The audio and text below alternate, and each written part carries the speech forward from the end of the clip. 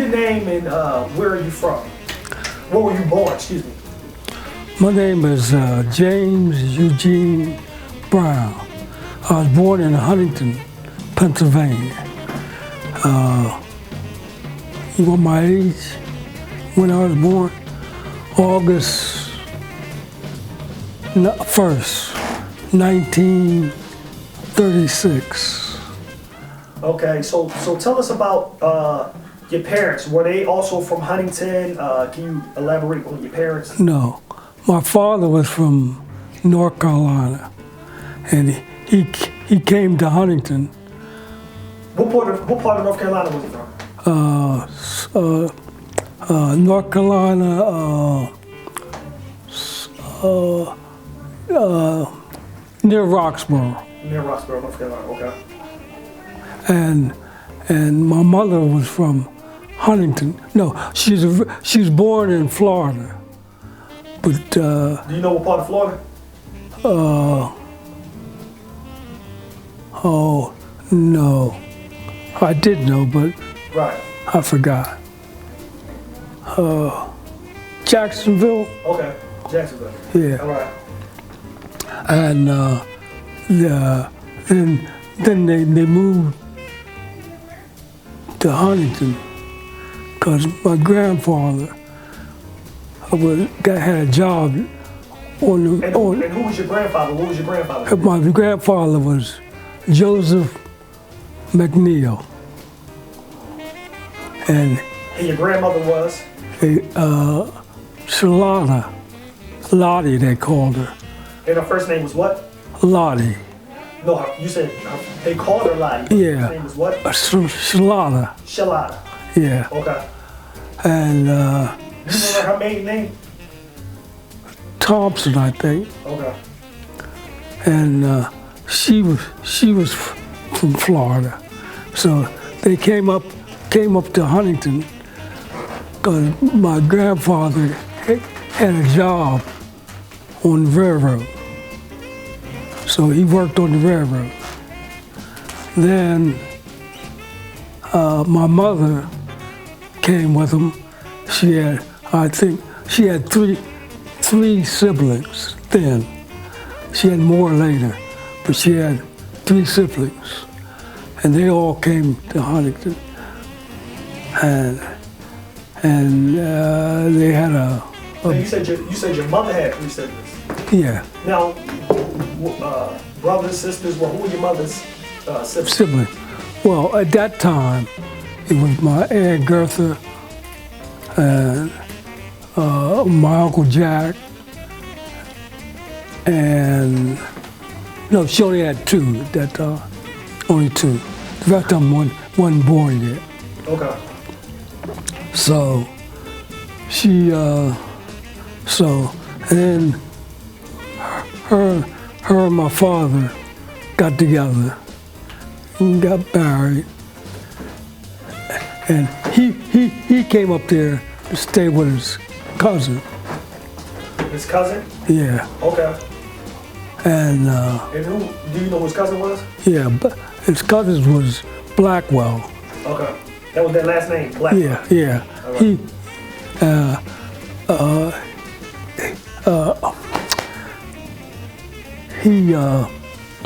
He was married. Right. To a woman. They called her Chip. They had a big dog, and that's where I first started liking grandfather's clocks. Oh, grandfather's clock. Oh, yeah. Yeah, they had a grandfather's clock. Okay.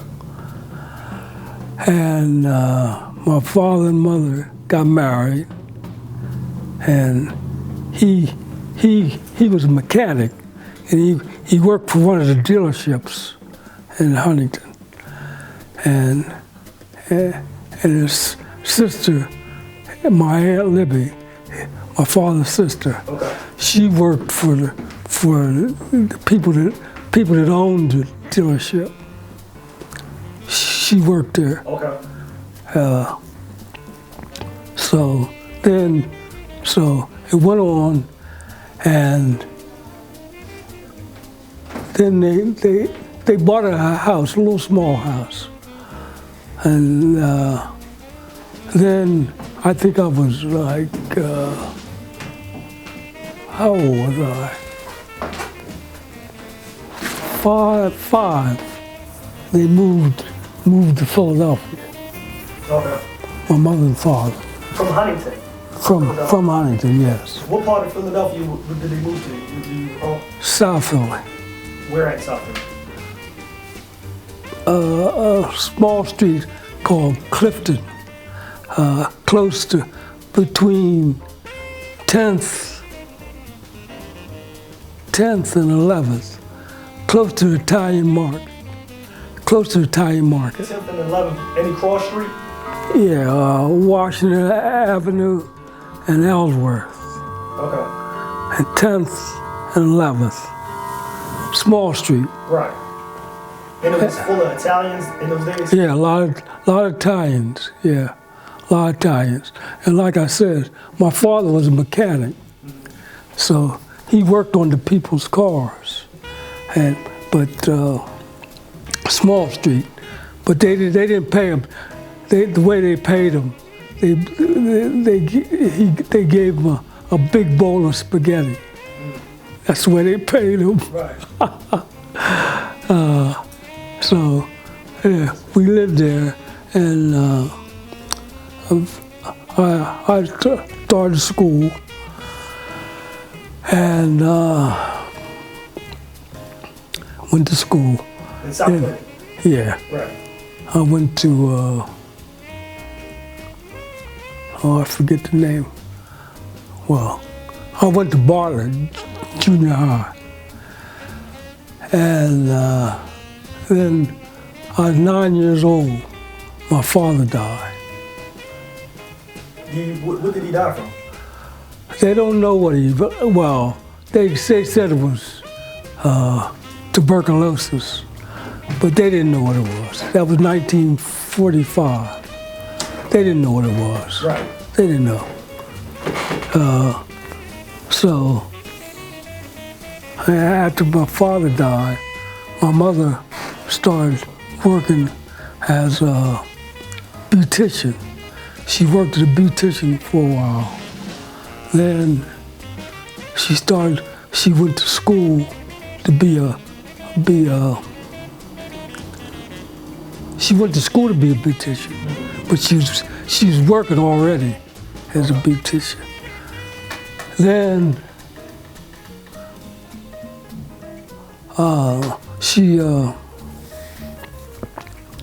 so we lived there till I was about 15. Okay, so you was down there from about 10 years. Yeah. Yeah.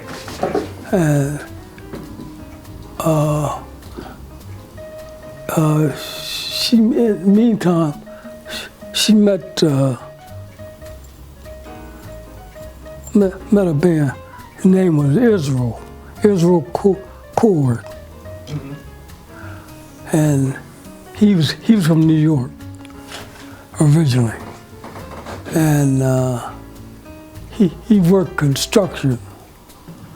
So then, but he was all right. He was all right.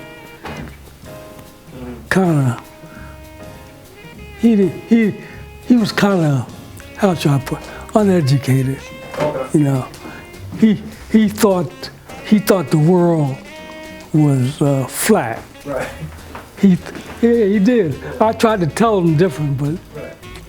he didn't pay me no mind. Right. But he was all right, I guess. So then I was 15. We moved to Nicetown. Okay, so you're 15, and 15 you're in high school. Yeah, Okay. So you moved to Nicetown. yeah. I was in 8th grade. Okay.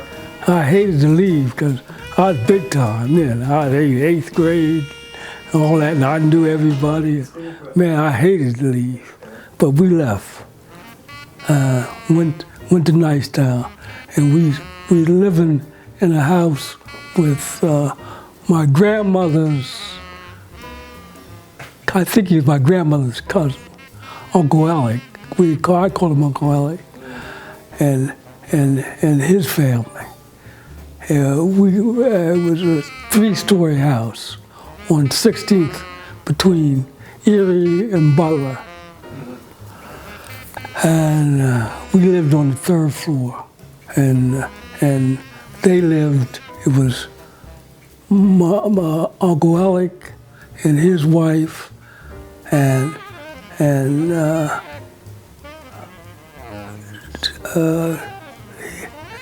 he had 2 stepsons, Joe and can't think of his name. Anyway, and his wife. Both of them had wives. They all lived on the 2nd floor and the first floor. What year was this, Mo? 1950, I think. Yeah. So we lived there, and everything was cool. And we lived on, like I said, we lived on the 3rd floor. And eventually, well,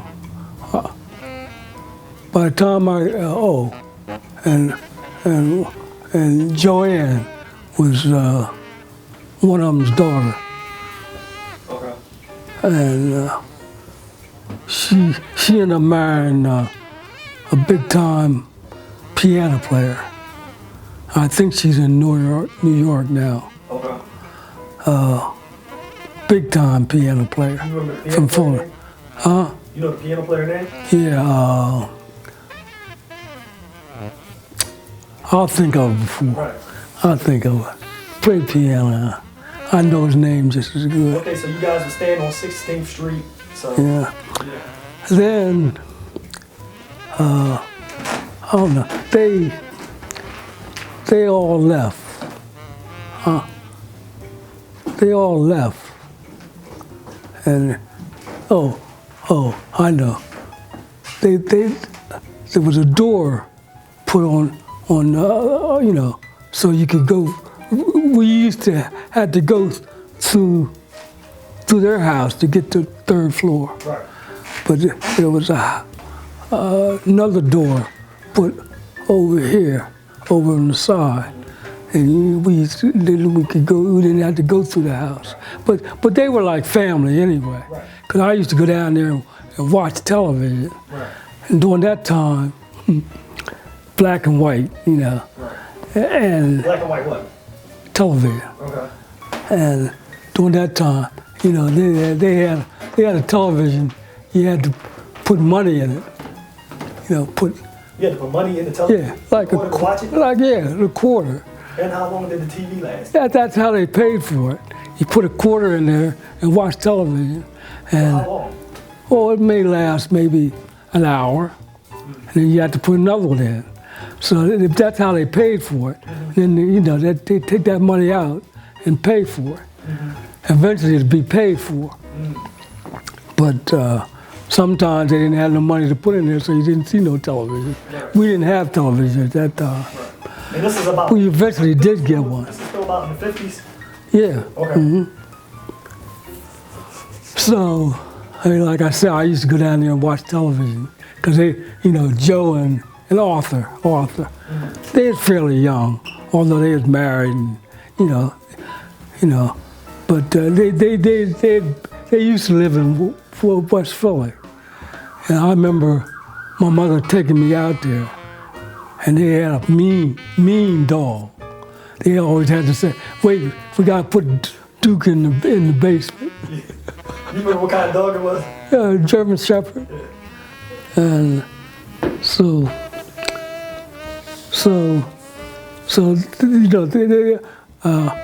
and there was another boy. His name was, Anyway, he played guitar. Joe played the saxophone. And Calvin. But he was Uncle Alec's son. And he played the guitar. He lived down the street, and he had a wife and some kids. And they tell me his son really can play guitar. I think his name was Billy something. So eventually, they all left. Well, Uncle Alec, he hit the number, made a lot of money, bought a brand new 52 Buick. 52 Buick, yeah. And so they left. I think Uncle Alec died, but anyway, they all left. Joe bought a house up here on what's that school? Pennypack, down that way. No, Pennypack. In that Pennypack, no, the one down Washington Lane, cross Shoe. Roosevelt. Huh? Roosevelt. Yeah, I think it is Roosevelt. Yeah. Right past there, what is it, Nolan Street? I don't know. One of them streets down there. They bought a house. Joe and Ruth and Joanne, who was the daughter.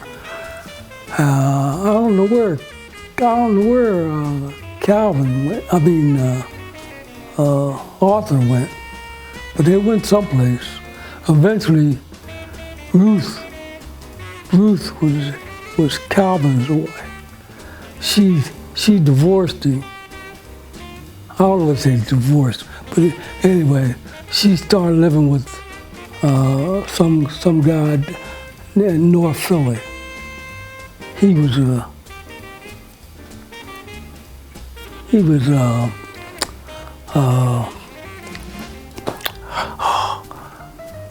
not Mexican, but you know, Latina. Latino, right. Yeah. All them people's dead now. All of them dead. But Ruth used to take me to Tarconi. You know, she used to take me several places. You know, she was like 27, I think, at the time, and she had a baby. She had a baby, and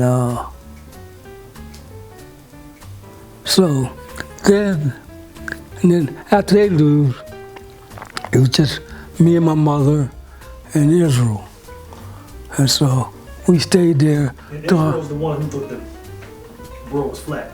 Yeah, Right. Israel, yeah. And Israel, he was somewhat on a trip. He had one suit, and it was like a bully woolly suit. That's what I call it. But he was sharp. It was a bully suit. Well, you know, sort of heavy, like, you know, woolly, like. Oh, bully, I got it. Yeah, like, and he worked construction, and he got paid Fridays, and every Friday, just about every Friday, he came home, took a bath, and left. Went out, and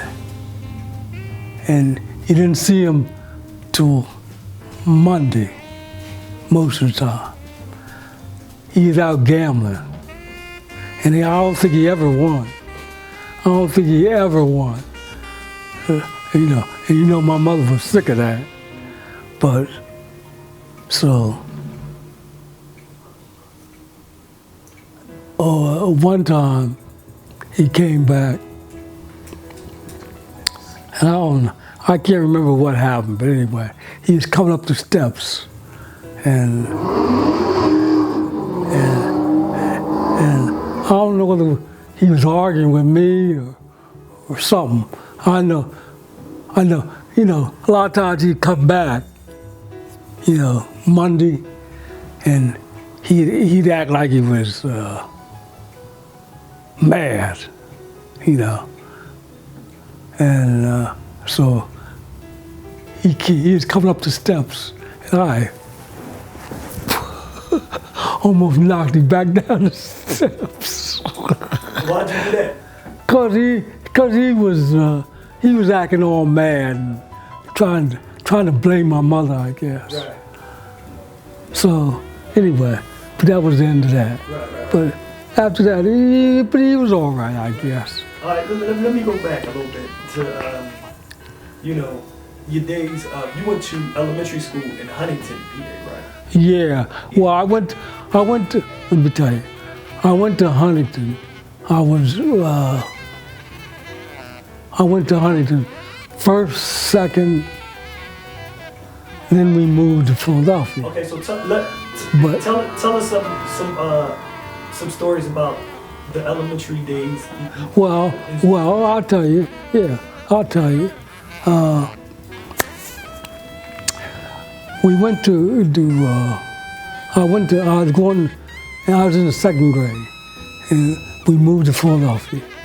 But I always went back to Huntington in the summertime. Then one time, I stayed there for 2 or 3 years. Went to school. So I went to school 3rd, 4th, and no, that's wrong. No, I went to school in Philadelphia, 3rd and 4th grade. Then I went back to Huntington, stayed with my grandparents, 5th and 6th grade. And that school's tore down now. So can you tell us, experiences of going to school up there? Yeah, school was pretty nice. As a matter of fact, I went to school, couple of my teachers, we went to school with my Uncle Freddie. And one of them, he used to sit, his desk was in back of my teacher's, and he used to pull her hair, and she used to slap my face just about every day. I don't know whether it's, well, I wasn't no bad kid, but I was the type, something happened, I'd laugh, Everybody else would stop laughing, I'd still be cracking up. So she used to slap my face a lot, And Croft was her name. So how far was the school? Did you guys walk to school? Oh, a long ways. Look here, it was about here to,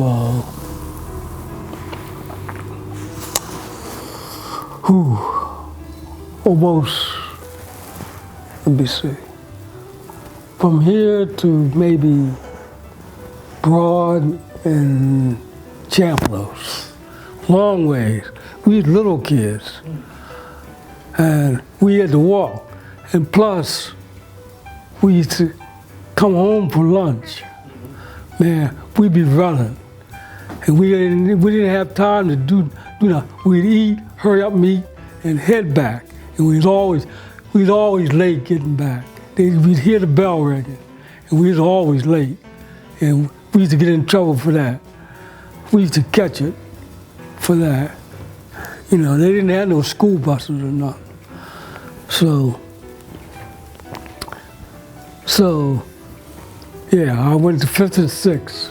And during that time, those teachers, they could paddle you. And one time, when I got back, Cloyd and Arvella. Cloyd was sitting on the ground. The teacher tried to beat him, and he tore that teacher up. Cloyd tore her up. So Cloyd had to fight.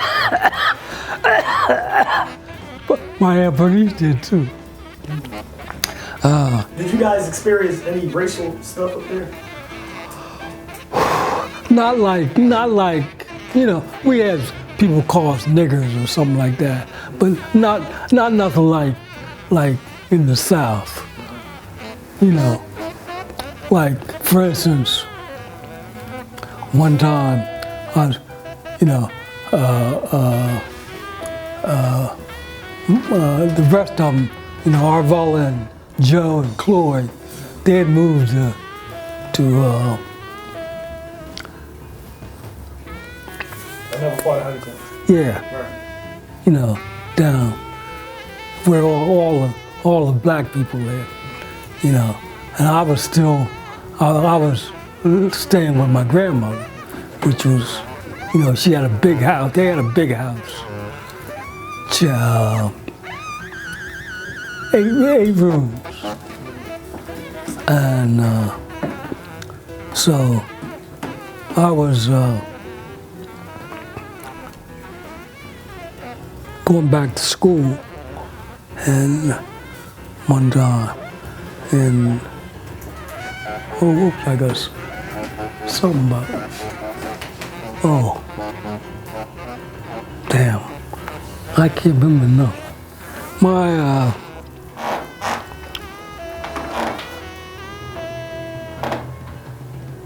oh, I don't know. It was something about,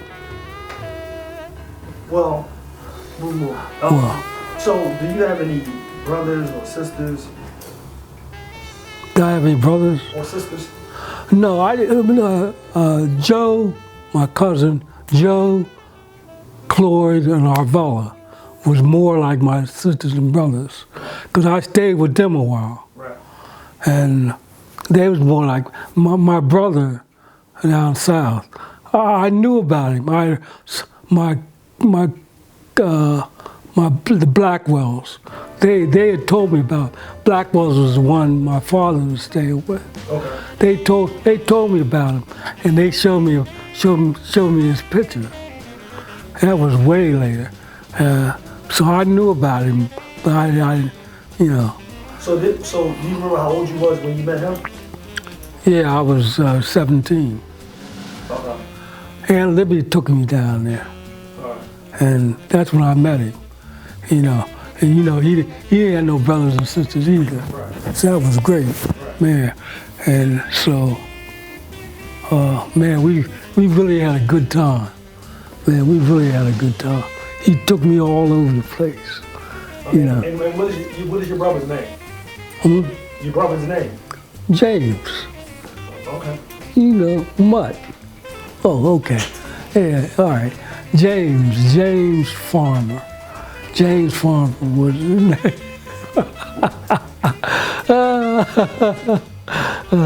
Yeah. Okay, so you met him at, you said you was 17 or 19? I was 17, he was 19. Okay. And he didn't have no brothers and sisters. He only had his mother. So do you remember y'all initial meeting when y'all met? Yeah.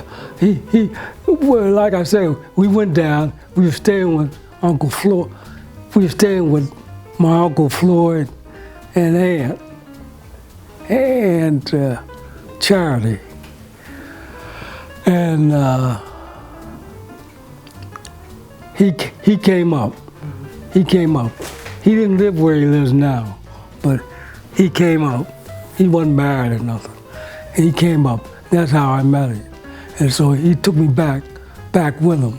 We were down there maybe a week. And we had a good time. And then I came back.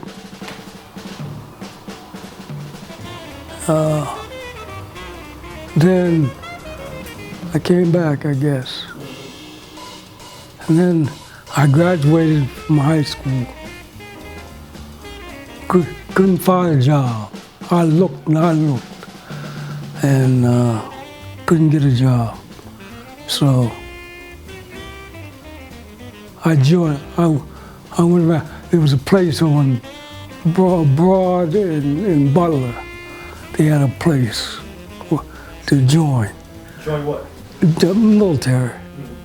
And they had one here and one over here, right beside. You go in the other place. And I went there and joined the Marine Corps. Oh no, Arvella told me, my cousin Arvella, she said, why don't you join the Marine Corps? I ain't know nothing about no Marine Corps. She said, oh, they're nice. Join the Marine Corps. I went down there and joined the Marine Corps, right? So you joined the Marine Corps first, or did you try to join something? No, I joined the Marine Corps first. And then, So you didn't ever try to join the Army or nothing? no, wait. But they didn't take me right there. They told me, come on, go home, and we'll call you. Well, they never called me, so I went back around, because I had swollen glands from playing the saxophone. My face was all swollen. And so they said, well, you got to wait till they call you, because my face was, and they'll call you. Well, all my friends had already gone. Amos, Bird, they went in the Air Force. So I went right around the thing and joined the Air Force. I went home. Then the Marine Corps, before the Air Force called me, the Marine Corps called me. So I went on in the Marine Corps. Oh. So you remember what that was like? Well, I went home, and I think the next day, I went down 15th and Spruce, somewhere down there, in a hotel, and a whole bunch of us. And then we stayed overnight, and then we took the train. He put us on a train and went to Paris Island.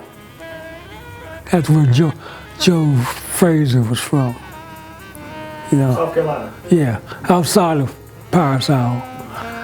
So I was there 3 months. October the 10th. You remember what year? 1955.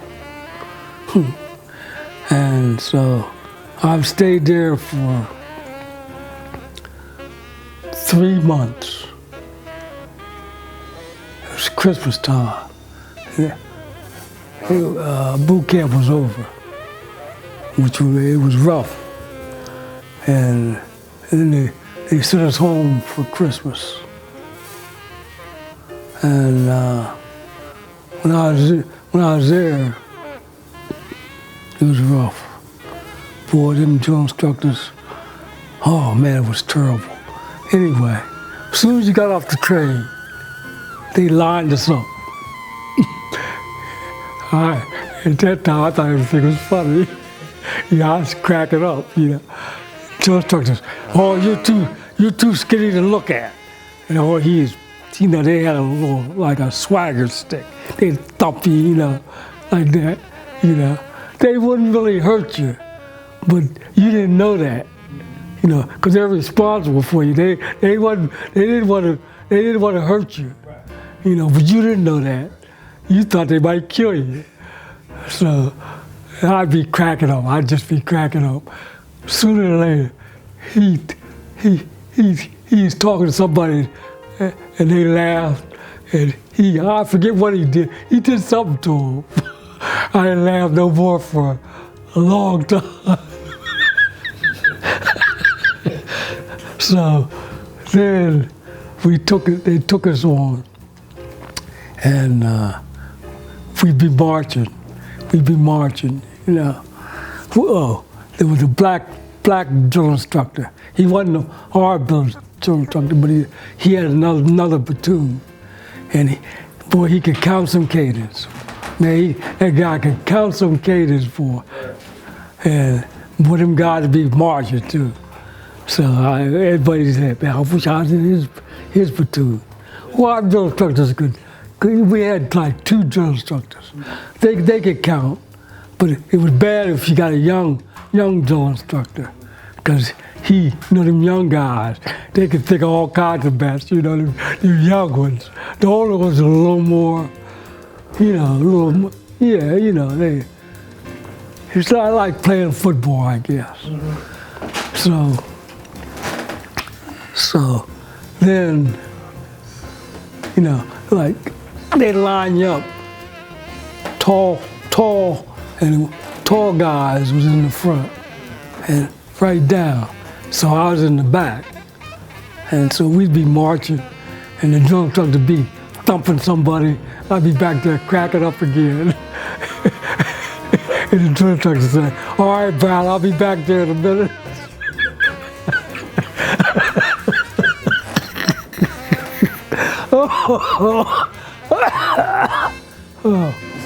So while you was in the service, where's all the places they had you stationed at? Oh, okay. I was stationed first when I got out of boot camp. They sent me to San Diego. San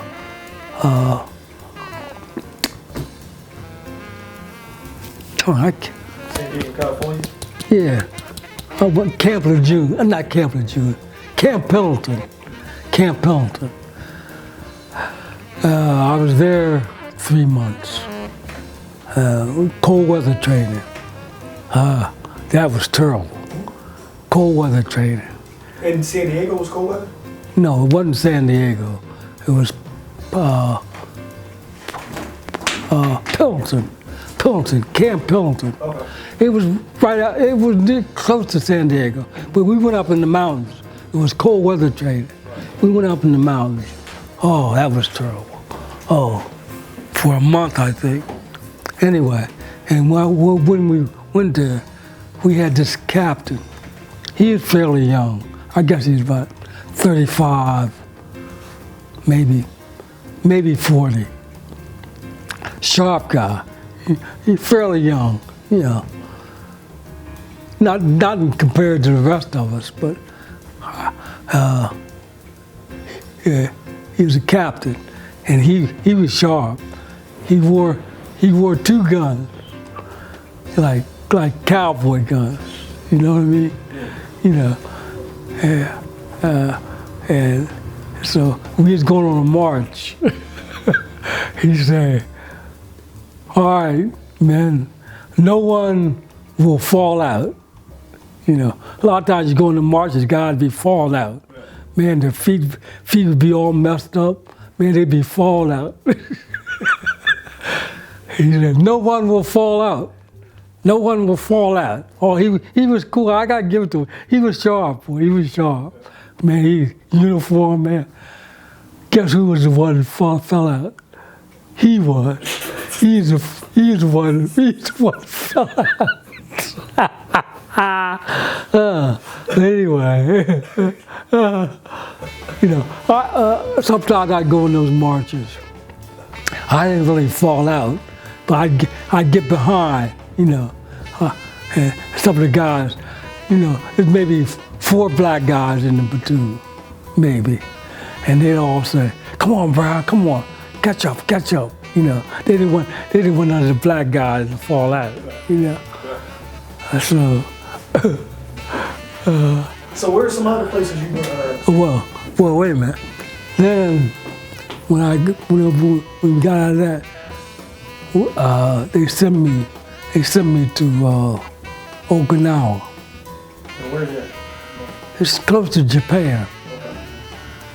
Okay. Okinawa. During the war, there was a big battle in Okinawa. So. Did y'all fight in the war? Did y'all fight in the war? Did y'all fight in the war? No. The war was over. The war was over though. I didn't. Korea was over. Korea. Yeah, it was over. Korea ended in '52. So tell us something about Okinawa. Well, when I got to Okinawa, 14 months I was there. And I met the fella, his name was Jones. He is from Philadelphia. And so we had port and starboard. You know, we could go into town. If you was on port, you could go on this day, and the next day it was starboard. You could go into town. That's the way it was.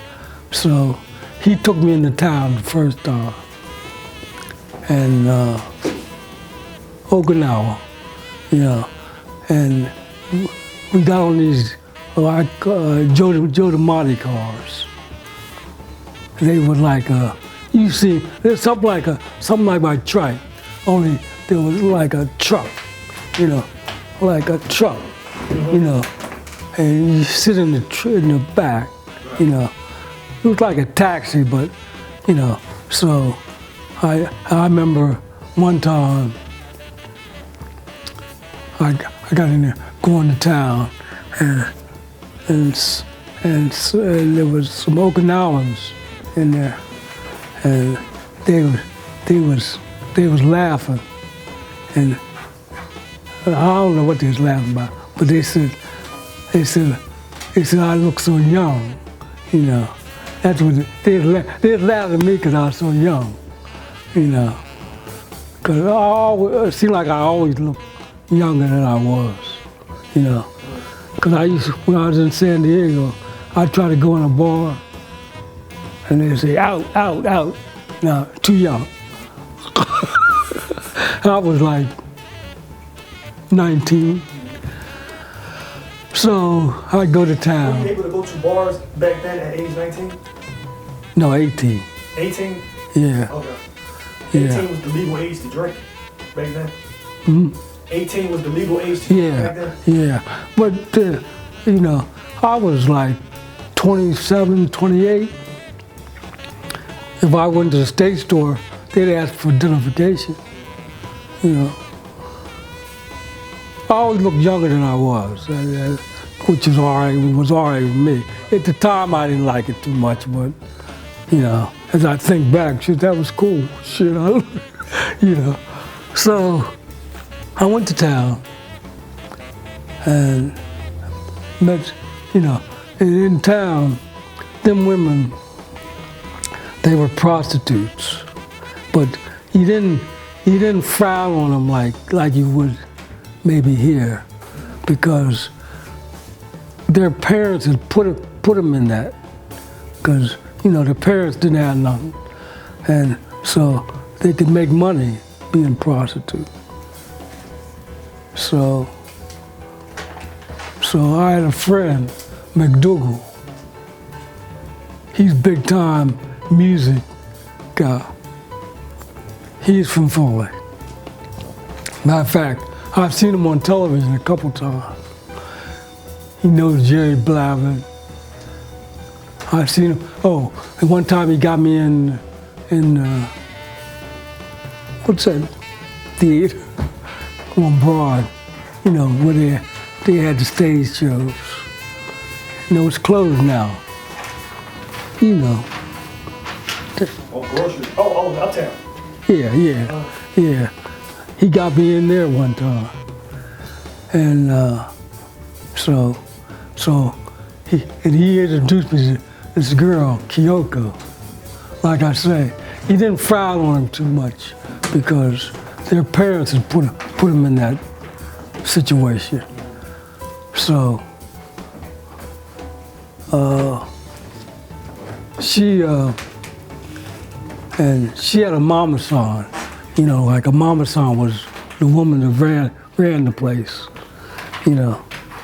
And the mama son, he used to tell me, if Kyoko don't take care of you, come and see mama son. Mm-hmm.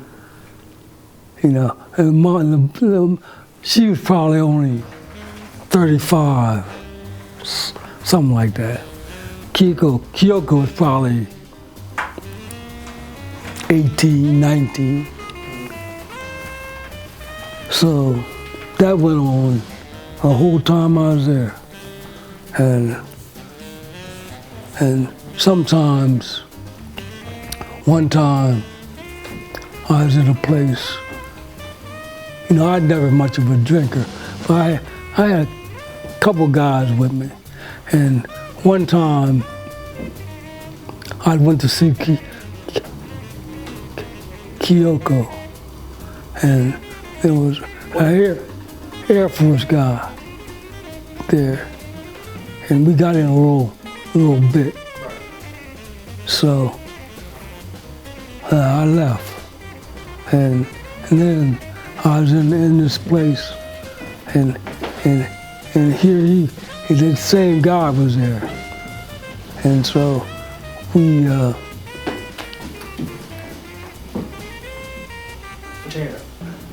got in a little argument, and I had a couple guys, McDougal, McDougal wasn't.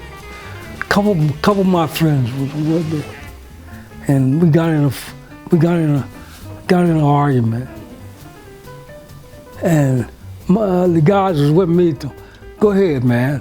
We'll be right behind you. And he had his boys too, and so I hit him, which was stupid. The whole thing was stupid, like young people. And he hit me. He had a ring, put a scar right here.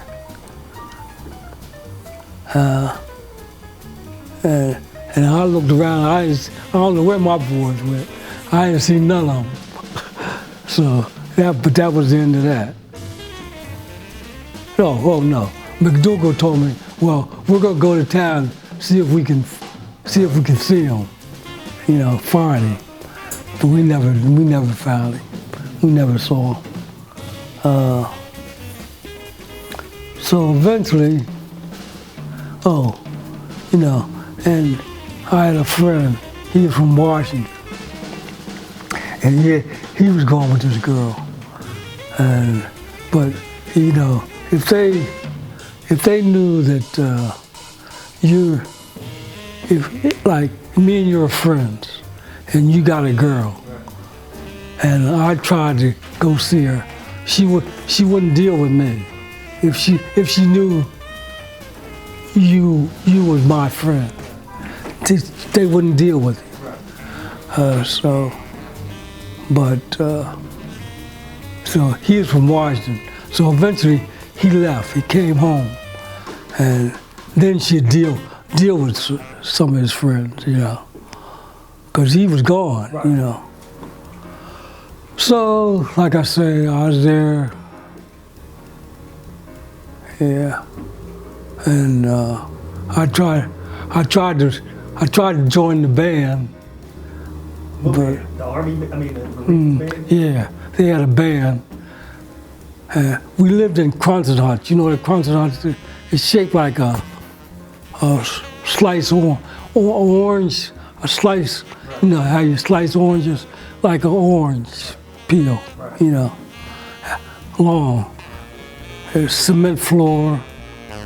It's like this, you know, cement floor, and so that's where we stayed. When it rained, the floor was all wet, you know. Yeah, when I went overseas by ship, it took 18 days to go, 16 to come back. And some of them guys were so sick, they was turning blue. Now, you took the ship to go from where to where? From San Francisco to Okinawa. And like I said, some of the guys were so sick, you know, seasick. They was throwing up, some of them was actually turning blue. I didn't get sick. By a couple of days, I didn't feel too good, but I didn't get sick. Not like that. But I used to go hide, go somewhere, find some place, some little cubby hole and hide. you know, because they had nerve to have the Marines, you know. They had the Marines standing guard duty. For what? Guard duty for what? We on a ship, sleeping on them you know, those. Hammocks. Yeah, you know, them things, what do you call them? You know, from tree to tree. Hammocks. Yeah, all crowded, clothes all wrinkled up, and we stand on guard duty. So anyway, when we came back, like I said, then I went to Camp Lejeune, North Carolina, stayed there, and I had a old car.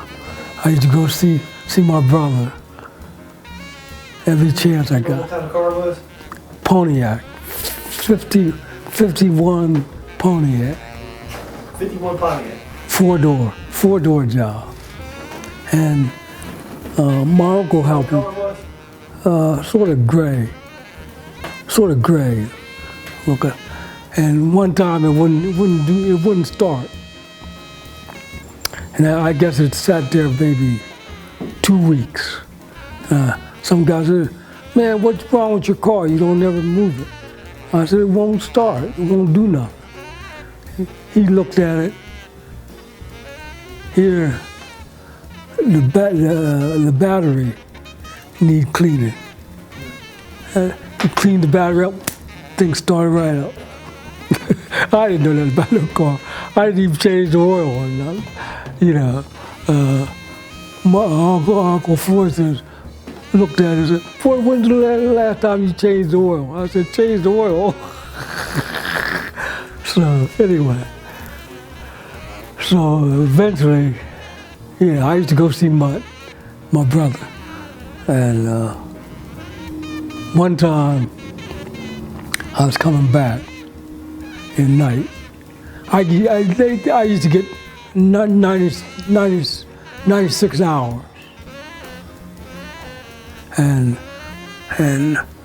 but you couldn't get them all the time. But so I used to go see Mutt. Sometimes I'd come to Philadelphia, but And this is when you were stationed where? North Carolina. Okay. And when I think I told you this story. One time we was heading to Philadelphia. We had 96 hours, and this white boy, he had a 58 Chevy, brand new. He's from New York. So all of us, we was coming up. Three of us was black, three of us was white. We was coming up in this car, and we stopped to get something to eat, and they wouldn't serve us. Now this was in the 50s. They wouldn't serve us because it's, you know. So late 50s. Yeah, because they wouldn't serve us because three of us was black. Them white boys wanted to tear the place up. They wanted to tear the place up. I said, "No, man, let's get out of here. We'll go someplace else." So we left, stopped another place. They wouldn't serve us either. It wasn't funny then. It wasn't funny then. Oh, then we left that place. Come on up. Stopped at a black place. They wouldn't serve us either. Because they were scared because we had the white boy. They were scared. You know, they didn't want no trouble. Oh my goodness. So I don't know what we did. I know we got something to eat eventually, but I don't know. So we came on up, and he dropped us off on Roosevelt Boulevard. And he dropped us off, and he went on.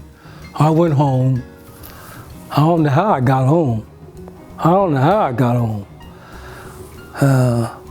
And the rest of them went wherever. And we wasn't home long because we had to go back. And then he picked me up the same place he let me up. And picked up all the other guys. And we went back. Man, that was something. Man, crazy. Man, I wouldn't do no crazy stuff like that now. Young man, didn't care. But, you know, it was fun to a certain extent. And so I did it most of my time. Then I got out. I think I stayed with Mutt maybe a couple of weeks, and then I went home. You know, and couldn't get a job, and Arvella was staying there then. But her and Ann, my cousin Ann, she lives in Georgia now. She was, her and Betty was my Uncle Jack's daughters. You know. Yeah. You don't know them, but anyway. Well, yeah. Anyway, so they went. My Uncle Jack's daughters, yeah. He went. So I couldn't get a job. I was looking. I went in. After you out the service. Yeah. Okay. Yeah. So what year was this about? 58. Okay. 58. So finally, I got a job where my mother was working. I was like a bundle boy. You know, she used to make shirts, sew shirts, and I used to have to get a whole like a factory full of women making shirts, and I used to, you know, the bundle boy they call it, making $1 an hour, $1 hour, and I used to take the material and put it on their bench, and they used to take the shirts and sew them together, you know. And then them women, man, oh, that was a pain, you know, because none of them wanted the big shirts, you know, because it took too much time to do the big shirts, you know. But the women treated me okay, you know, and so, but I was still looking for a job. So finally, the same guy, McDougal, you know, the guy was, he told me about the job where I worked. He was working there, but he got fired. But he told me about it, and I said, "Well, I don't know nothing about, you know. I was supposed to get this job working with maps, you know." And I told him, "Man, I don't know nothing about that stuff." He said, "That don't matter. Just tell them you did that stuff when you was in the Marine Corps. They don't know. If they ask the Marine Corps probably don't even know you was in there." So anyway, I got the job, right? And it turned out to be fairly good, you know. Roy Carter worked there, but Roy never told me nothing about it. Did you know Roy Carter? Well, Roy and Christine, they lived. Yeah. Roy never told me about it, which he should have, but he, you know.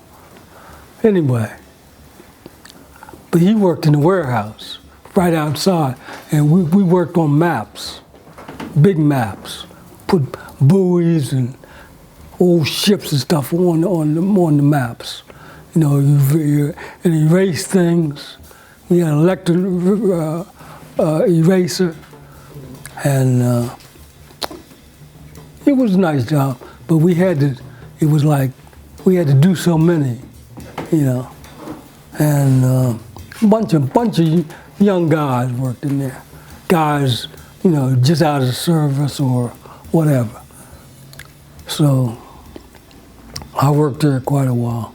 And then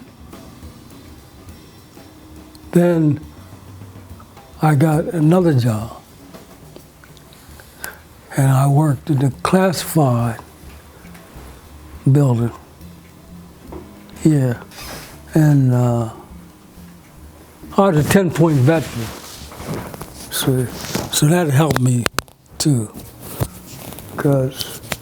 So I worked in another building and classified building.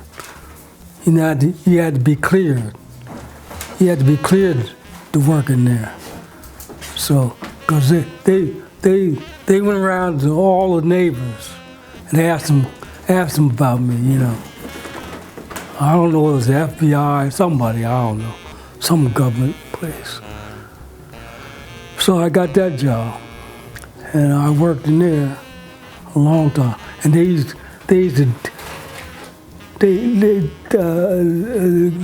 guy in charge, he liked me for some reason, and he used to detail me into the office, you know, and I used to work in the office for a while. And then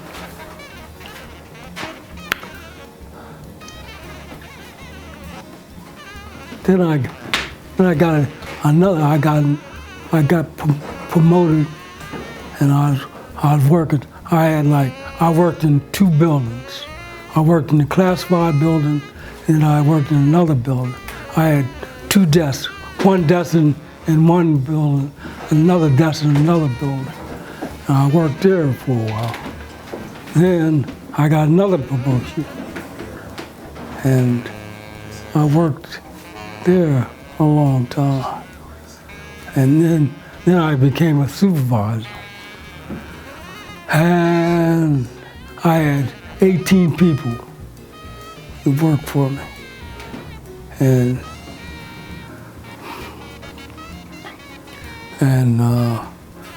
I didn't, well, it was a good job.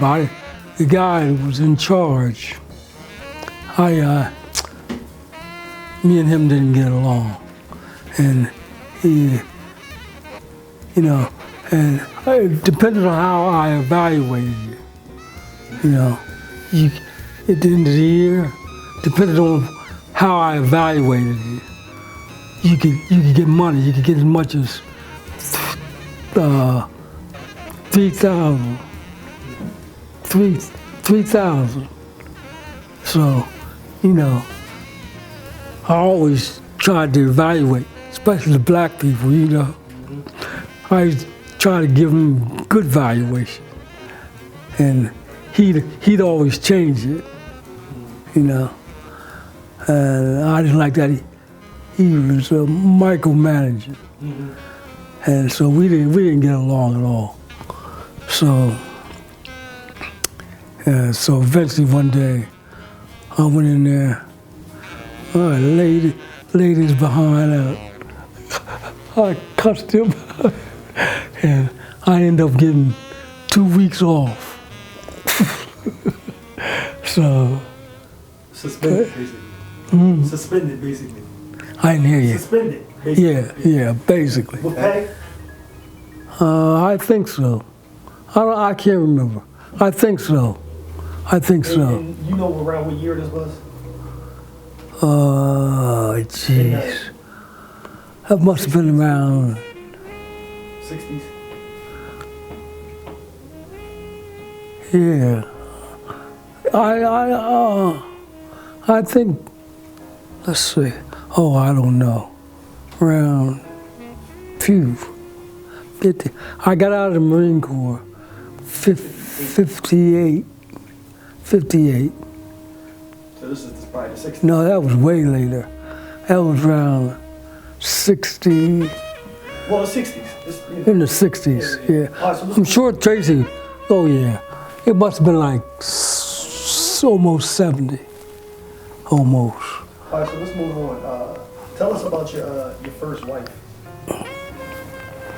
Oh, Arvella, she was from Clearfield, which is 30 miles from Huntington. And Arvella, my cousin Arvella, she used to stay, they had an apartment on Musgrave, nice apartment building. There was three, she had her sisters. Sister lived with her and Betty McGee. Altogether it was Margie, Anna. It was four of them, and Arvella and Betty McGee. Now, three of them lived upstairs. It was three stories. Three of them lived upstairs, and three of them lived downstairs. But it was all the same, because it was they was all sisters except Arvella and Betty McGee. So Arvella took me up there, and I met them all, and I met Nancy, and she worked for the city. Nice person, really, quiet, and she, like I said, she worked for the city. So I took Bird too, Bird and Amos. And that's how Bird met Arvella. And he ended up marrying Arvella.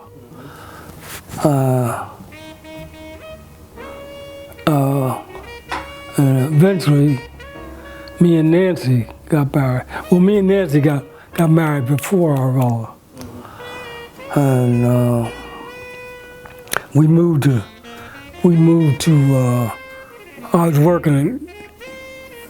I was still working at J Company. It was a bundle boy, wasn't making no money, but she had a fair job.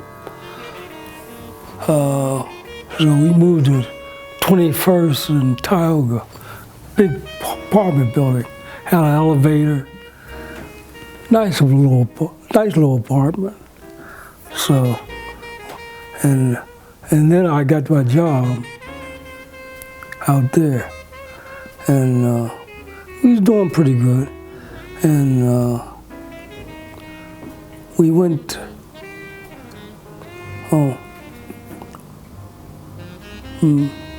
How long was you guys married for about? we got married in 63 years, I think. Okay. 3 years. And I don't know to this day. She was kind of a quiet person, and we got in an argument about something. It wasn't nothing big. It was, I don't know. I can't even tell you what it was. And she left. She went back to her sisters, and I tried to get her to come home, but she just wouldn't come home.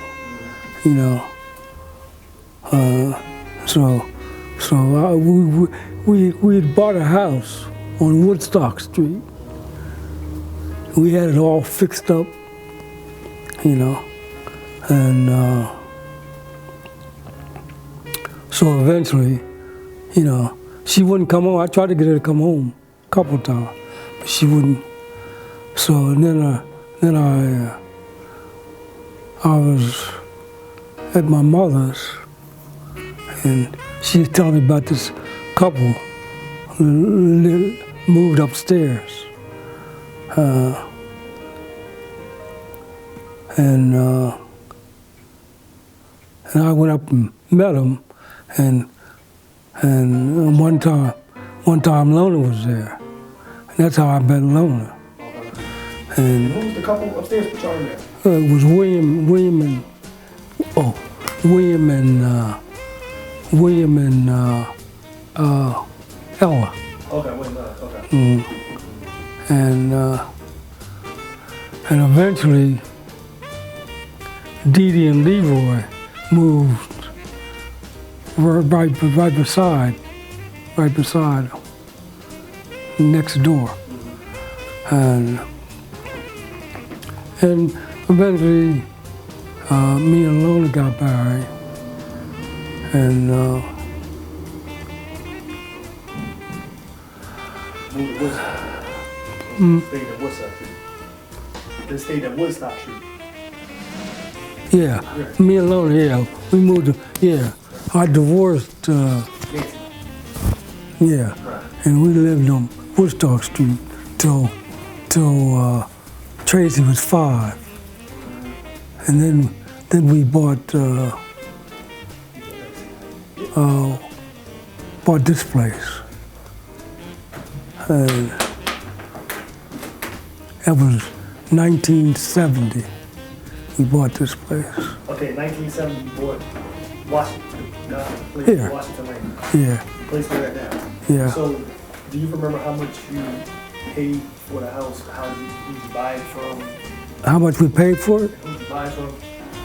And who'd you buy it from? Oh, Who was living here beforehand? some Jewish people. We bought it from we got a realtor. Used to be up here on Washington Lane. See Dolores Tucker? Hmm? See Dolores Tucker? No, Her husband. no. I forget the name of the place, but it used to be Ogon's and Washington Lane on that side of the street. Right. Yeah. So it was some Jewish people. Matter of fact, my therapist, she used to live down next block on Washington. So you bought the house in what year? You said 70? Hmm? You said you bought the house in 70? Yeah, 1970. Yeah. And do you remember how much the house was worth at the time? Lola said it was 15,000, Okay. but I thought it was 12. I don't know. I had to look at the paper. I think I got the, whatever. So when you moved to the house, who was here? Your neighbors? Which neighbors was here? Oh, Dan, Betty, they were there. The Hardaways, with the Whites. You remember the Whites? The Whites. They had a fire in the kitchen.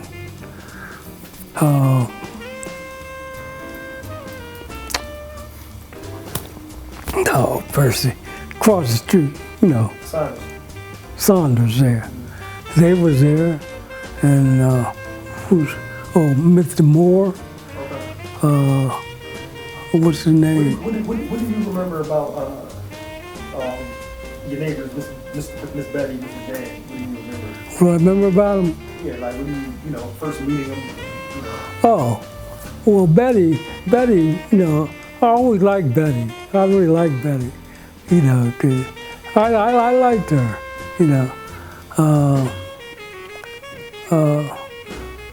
plus,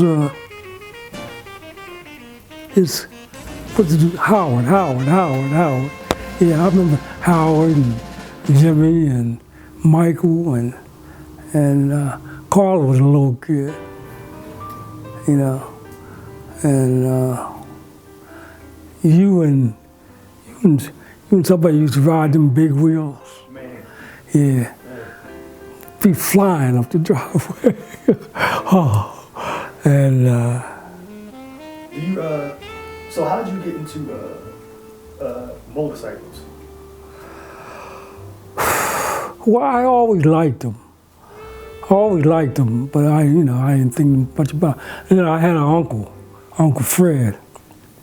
He was my grandmother's half brother, him and Wes. They lived in South Philly.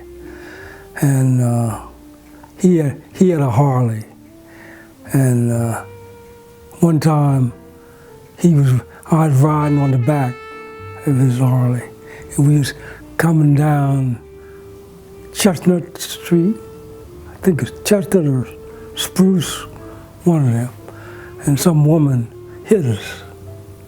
And he rode that motorcycle right down to the curb. I didn't think much of it then. I guess I was like 19, maybe 20. And I had a watch on. Broke my watch. Didn't get hurt. But some old woman, she ran the light and hit us. And you was riding with him? Yeah, I was on the back. Back then, it had one big seat. You rode on the back of the seat. Now it's different, it's like two seats almost. So, and he used to, that uncle he used to drink, he didn't drink Kool-Aid. I don't think Kool-Aid was even out then. But he used to drink sweet water. He used to put ice in the water and put sugar in it. Stir it up. Yeah, that's what he used to eat. So, okay, you back to the motorcycle. So, again, when did you decide that you was going to start riding motorcycles? Oh, well, first I was working, part-time at the gas station, Ogons and Marsh Lane. I was working there, and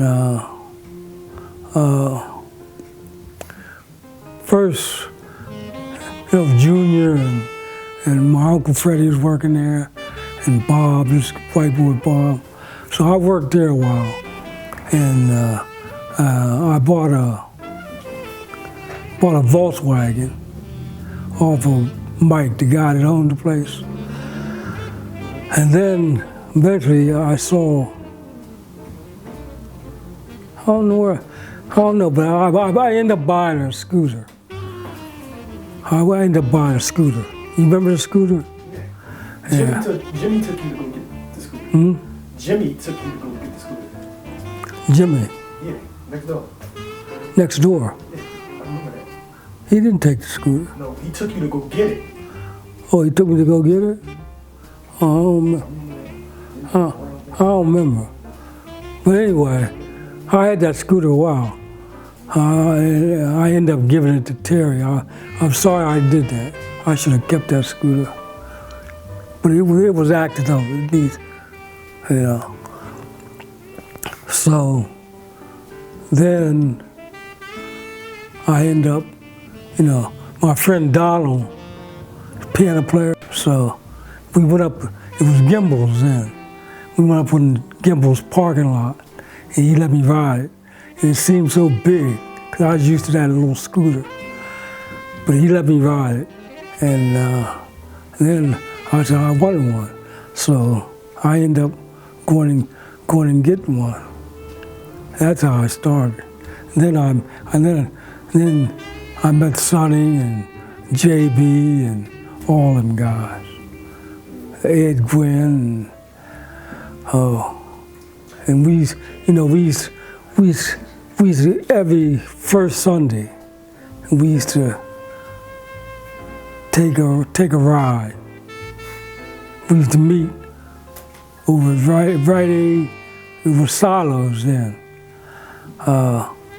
Every first Sunday. It built up to be like 17 of us. But whoever showed up, and we went for a ride every first Sunday. And then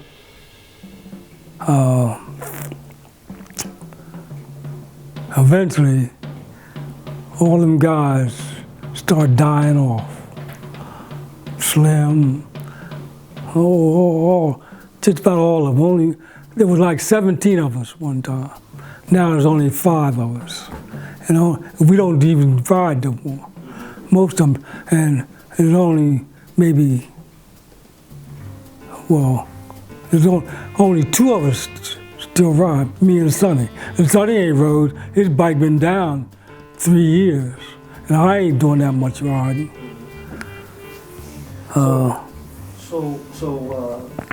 Let's talk about your love for jazz. Like, where did that start? Oh, well, you know, I always liked music, you know. And even when I was in South Philly as a kid, my mother, you know, we had records, you know, old 78s, and I used to listen to them. But I wasn't into jazz then. I ain't know nothing about no jazz. So, you know, she used to send me up to the Earl Theater to see people. I saw Billy Eckstine, Lionel Hampton, Billy Eckstine, a guy named Wyoming Harris, Josephine Baker, a kid named Robinson, I forget his first name. He played the piano. He was young, he was like 13. I don't know whatever happened to him. He could play.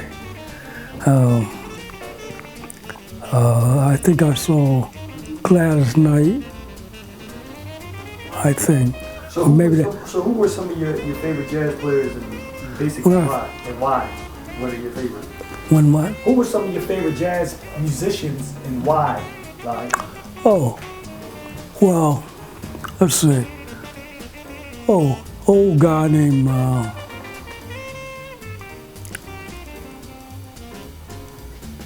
Wyoming Harris. No, not Wyoming.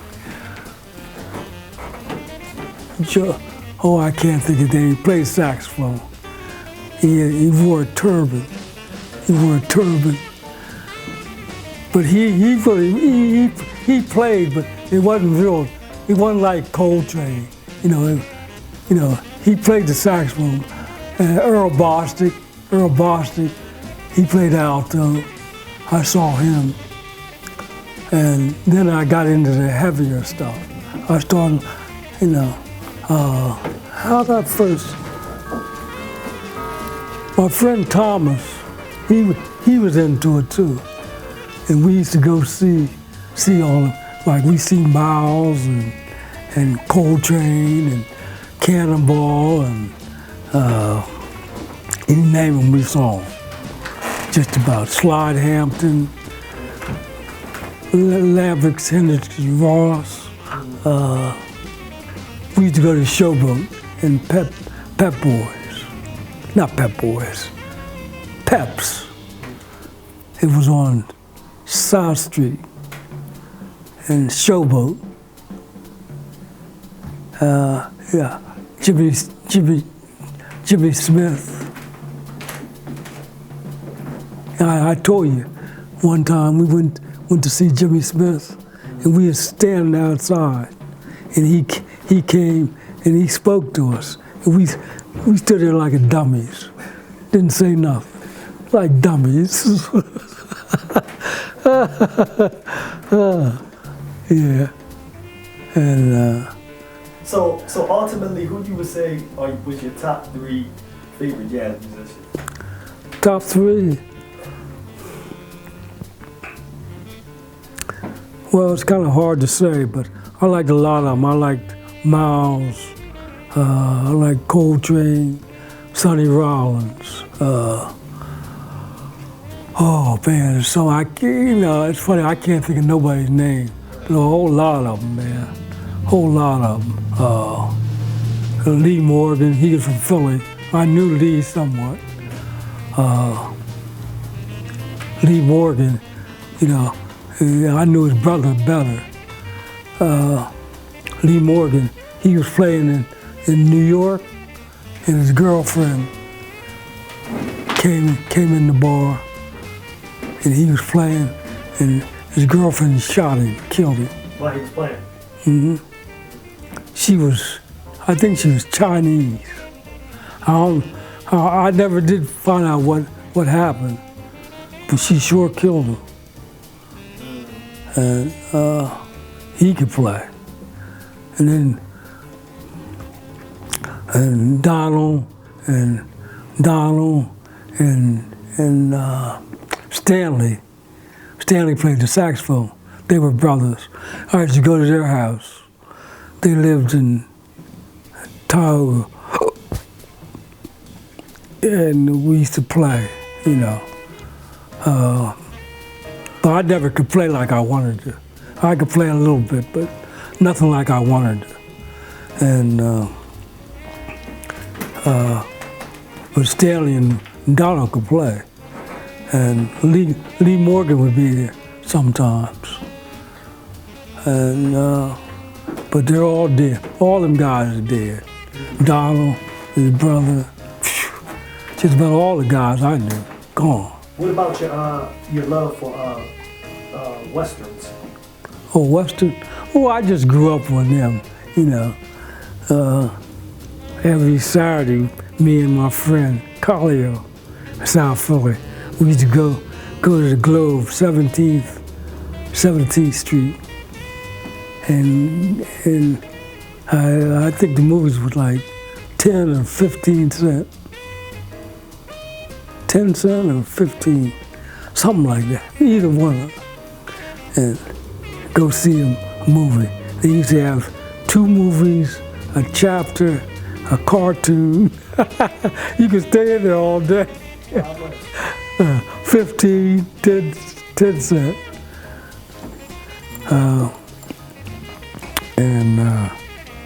What do you remember as a child, like bread being how much milk? Oh, bread? Bread was like, I think bread was like 10 cents. Yeah. And A soda? soda was like 5 cents. What year is this about? In the 40s. 40s? In the 40s, yeah. Sodas was 7 cents. It was 5 cents and 2 cents for the bottle. And when you turned the bottle, you got 2 cents. Ain't that deep? I think. And to go to the movies would cost how much about? 15 cents. 15 for kids, you know. I think the trolley cars was like,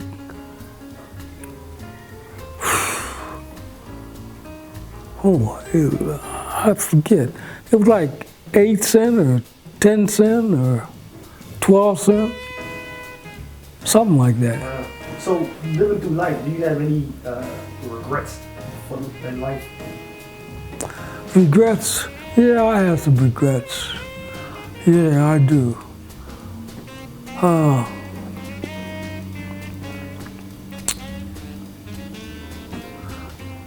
Well, I'm sort of sorry I never got to be a musician like I wanted to.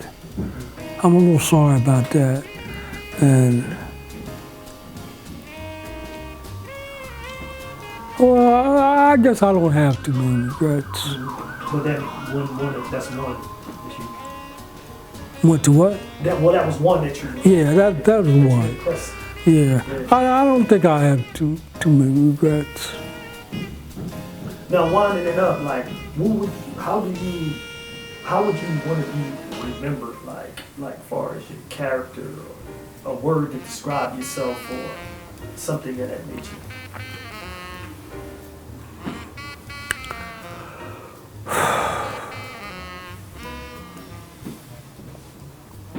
Well, I like to be remembered.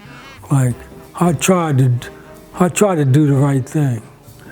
Now I made my mistakes, like everybody, you know. I made some mistakes, but I try to do right, you know.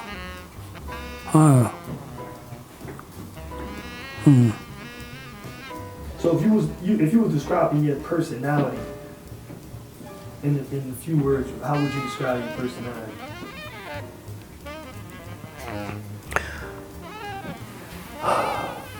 Well, I don't know. I'll tell you this. And I just tell my therapist. I don't understand, you know, my family, I'm talking about my family, especially on my mother's side. They always treated me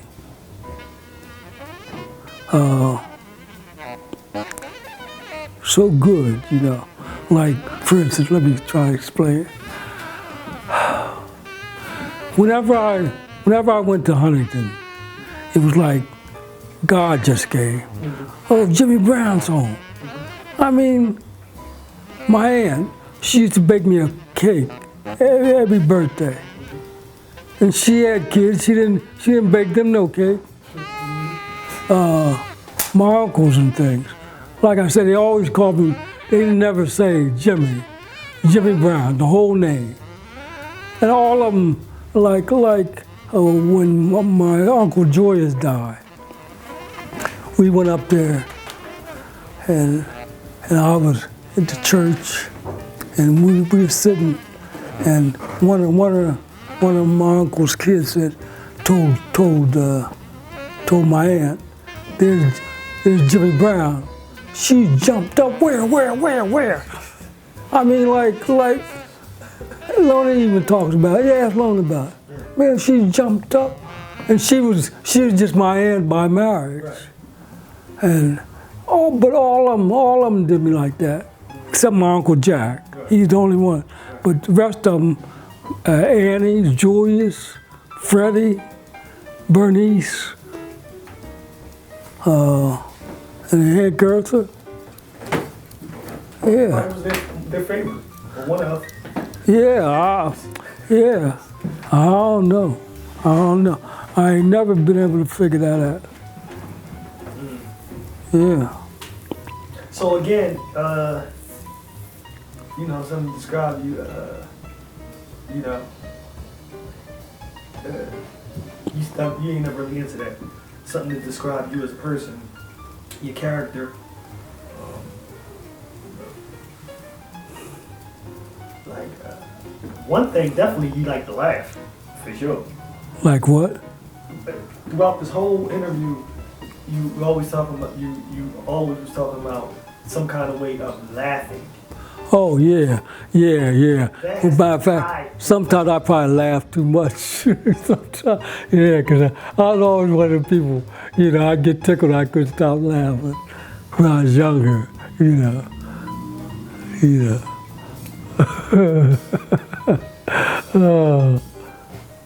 So, I'd say through my life, I was always sort of, you know, I was a guy that people put your hand out. sort of liked, you know. But,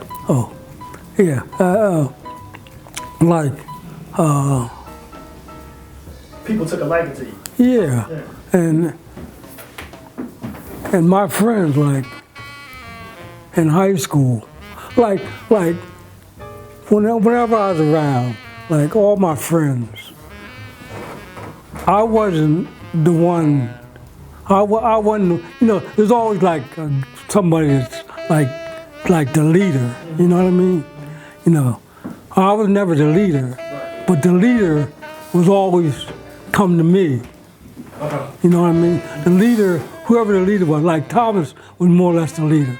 There was a bunch of us, like He would maybe. chime in with you. Yeah. He'd always ask me. Yeah, and matter of fact, all of them would always ask me, "What's so and so?" You know. All right. You'll ask one thing. So, let me take you back real fast, and this will be it after this. I want you to tell the story of you know, Uncle Nebby and you know, the reason I'm thinking about because y'all always was laughing and stuff like that. But when my aunt Dee Dee and the dog was, Oh, you mean time Dee Dee, me and Debbie fall out of Dee Dee? Yeah, you know how Dee Dee is. She came down the steps. all right, now first of all, who was Dee Dee and who was? Oh, Dee Dee was Loda's sister, Okay.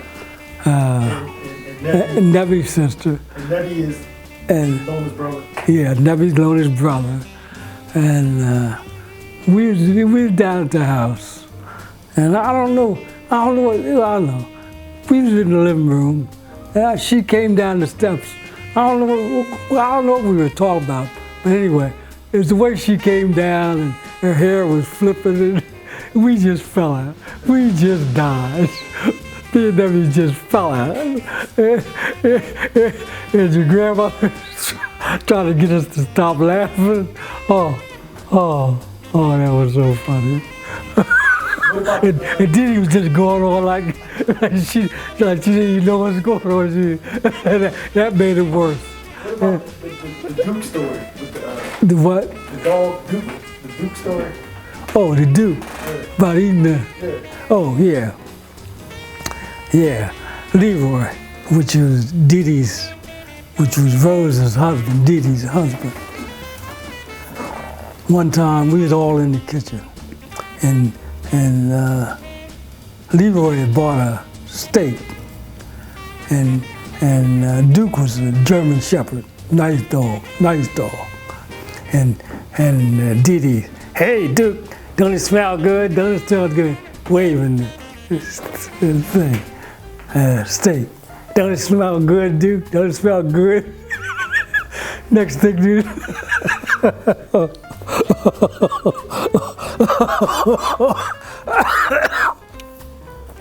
Duke grabbed that steak and ate it.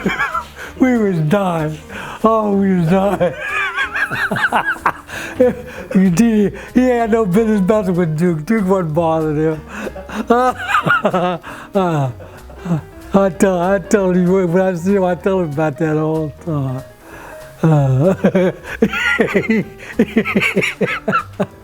Oh my goodness. Duke was a nice dog. He's a nice dog. I don't want